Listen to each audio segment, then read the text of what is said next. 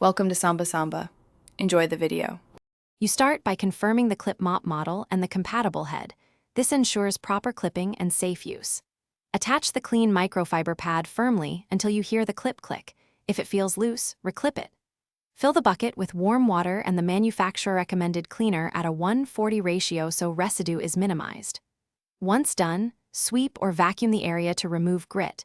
Make sure to wear gloves to protect skin from cleaners while you begin mopping. Now focus on technique. Use controlled figure-8 strokes to lift soil rather than push it around, and apply light pressure so the clip mechanism stays aligned. Rinse the pad frequently in the bucket and wring it to about 1/4 saturation to retain cleaning solution without flooding floors.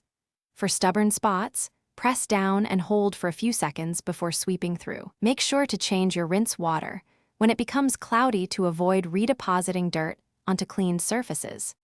Finish by rinsing the pad thoroughly and unclipping it for air drying. Hanging prevents mildew and preserves the clip mechanism. Store the handle clipped open or disengaged to avoid tension on the latch. If you notice persistent odors or thinning fibers, replace the head. This restores performance quickly. Troubleshooting.